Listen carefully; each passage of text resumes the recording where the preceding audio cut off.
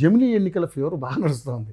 So BJP ఈరోజు పెద్దలందరూ కూడా దాన్ని ఈ రకంగా తీసుకురావడం, ఈ దేశాన్ని అభివృద్ధి చెందుతున్న దేశంగా ముందుకు తీసుకెళ్లాలంటే ఇప్పుడు కాకపోయినా ఇంకో 10 ఏళ్ళు అయినా సరే అగ్రగామిలో నిలబెట్టాలి భారతదేశాన్ని అంటే జమిలీ ఎన్నికలు ఒకే నేషన్ ఒకే ఎలక్షన్ అనే కార్యక్రమం తీసుకొచ్చారు. సో కొన్ని పార్టీలు ముఖ్యంగా చూసుకుంటే ప్రధాన ప్రతిపక్షమైనటువంటి కాంగ్రెస్ దీనికి వ్యతిరేకం. అదేవిధంగా ముఖ్యంగా చూసుకుంటే ప్రాంతీయ పార్టీలు బాగా డ్యామేజ్ జరుగుతుంది అనేది పెద్ద ఎత్తున జరుగుతున్నటువంటి ప్రచారం. సార్ ఏంటి మీకు ఉన్నటువంటి సమాచారం? అలా 1947 మనకు స్వాతంత్రం వచ్చిన తర్వాత 1957 నుంచి 67 వరకు కూడా జమేలీ ఎన్నికలే మన దేశంలో జరిగినాయి. జమేలీ ఎన్నికలు అనేటువంటిది ఈ రోజు తీసుకొచ్చేటువంటి కొత్త అంశం కాదు.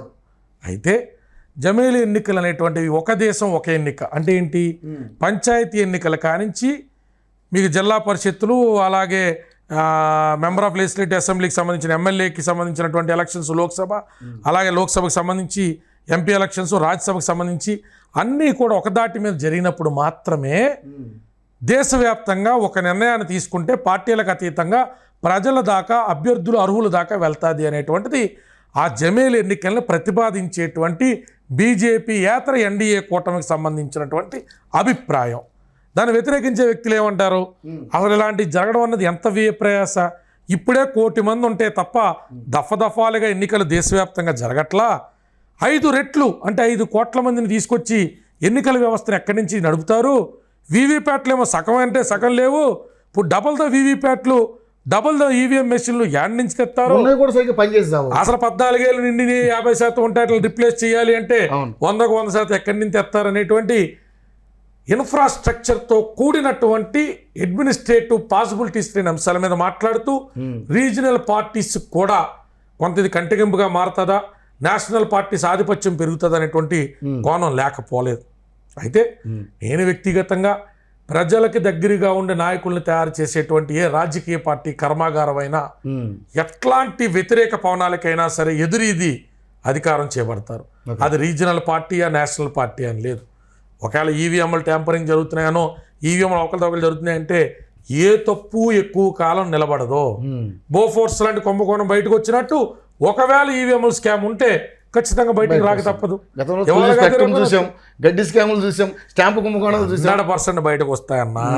అవినీతికి ఆశ ఎక్కువ, ఆయుష్ తక్కువ, అందుకని జరుగుతుంది. అలాంటి అపోహలు వాళ్ళు పెట్టుకుని మన వ్యవస్థలు మనమే కించపరుచుకోకల్లా, తప్పు లేదన్నా ఉంటే రావాల్సిన టైంలో ఖచ్చితంగా అవి బయటకు వస్తాయి. ప్రజాక్షేత్రంలో ప్రజల ముందు అవి ఖచ్చితంగా వ్యవస్థలై నిలబడతాయి. విస్తుపోయేటువంటి నిజాలు ప్రజల ముందుకు వచ్చి ఆగుతాయి. అదే సృష్టిలో ధర్మం. ఈ సృష్టిలో ఎప్పుడు కూడా తప్పుడుతనం ఎంతకాలం వెళ్తుందన్న. సో జమిలీ ఎన్నికలు అయితే కాన్సెప్ట్ మంచిది. పాజిబిలిటీ ఇప్పుడు మన శీతాకాల సమావేశాల్లో దాన్ని ప్రవేశపెడతారు. 2/3 ఆఫ్ ద మెజారిటీ సభ్యులు కావాలి.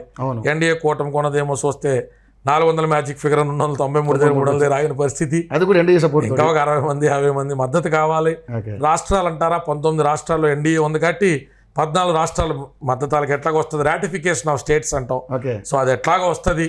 రిమైనింగ్ అంశాలకు సంబంధించి మరి 370 అబాలిషన్లో తీసుకున్నటువంటి చర్యలు ఏమన్నా దుందుడుగ్గా తీసుకుంటారా లేదా అనేది వెయిట్ చేయాలి. అమిత్ షా గారు లాంటి వ్యక్తి, మోడీ గారు లాంటి వ్యక్తి కూడా ఈ టర్మ్లోనే పెడతావు అన్నప్పుడు పీపుల్స్ రిప్రజెంటేటివ్ యాక్ట్ కానించి 386, 353, 172, 183 ఆఫ్ 183 కానించి డిఫరెంట్ ఆర్టికల్స్ అనేటువంటివన్నీ కూడా విభిన్నమైన ఆర్టికల్స్ అన్నీ కూడా సవరణలు చేయాల్సిన పరిస్థితి ఉంటుంది. కొన్నిటిని రద్దు చేయాల్సి వస్తుంది ప్రభుత్వాలని, కొన్ని ప్రభుత్వాలను పొడిగించాల్సి వస్తుంది. సో ఇట్లాంటి సాధక బాధకాలన్నిటి నడుమ కూడా ఏ రకంగా మీరు ఏం చేస్తారు అనేటువంటిది కాలక్రమేణా మనం చూడాలి. సో ఇండియా కూటమికి సంబంధించిన సభ్యులను కూడా దీనికి అంటే మీరు అన్నట్టు 1/3 మెజారిటీ ఉండాలని కాబట్టి చంద్రబాబు నాయుడు వాళ్ళందరితో కూడా సఖ్యత ఉంది కాబట్టి ఆయన్నే మోడీ గారు వాడతారనేది ఇక్కడ పెద్ద ఆల్రెడీ ఎన్డీఏలో చంద్రబాబు గారితో కలుపుకునే మనం 293 అని చెప్పాలి కదన్నా. అవును. ఇప్పుడు అవి కాకుండా మనకి ఇంకో 40-50 కావాలనుకో, అది ఏం తీసుకొస్తారా, ఏం జరుగుతుంది ఏంటి, మరి ఆల్రెడీ వాళ్ళకి ఏమైనా ప్లాన్ ఆఫ్ యాక్షన్ ఉన్నదా, ఇవన్నీ కూడా రసవత్తరంగా మన అందరం తెర మీద చూడాలి. డిసెంబర్ 1 నాటికి మనకు ఒక క్లారిటీ వస్తుంది కాబట్టి వెయిట్ చేయాలా. వ్యక్తిగతంగా నన్ను అడిగితే మాత్రం ఖచ్చితంగా అనుకున్న విధంగా వ్యయ ప్రయాసాలకి ఓర్చి శ్రద్ధాభక్తులతో జమేలీ ఎలక్షన్స్ తీసుకురాగలిగితే ఏదో నామకే వస్తే తేవాలన్నట్టు కాకుండా మంచి పరిణామమే అవుతుంది. కానీ కాలక్రమేణా అప్పుడు కూడా ఇది నిలబడదన్నా. ఎందుకంటే జమేలీ అనేటువంటిది ఇప్పుడు ఎలా తీసుకురావాలి, ఒకవేళ ఒక ప్రభుత్వం పెద్ద చచ్చిపోయినా, ఆ ప్రభుత్వం అవిశ్వాస తీర్మానంతో కూలిపోయినా అవును జమేలి వచ్చేదాకా మళ్ళీ ఎన్నికలు పెట్టమని చెప్పే అధికారం ఉందా? లేదు. ఇప్పుడు జమేలి పెడుతున్నాం, రేపు అన్న రోజు ఏ ప్రభుత్వం సడన్ గా మధ్యలో కూలిపోద్ది, కూలిపోయిన ప్రభుత్వాన్ని జమేలి వచ్చేదాకా ఆపుతామా? ఆపలేము. గవర్నర్ పాలన పెడతామా? ప్రెసిడెంట్ పాలన పెడతామా?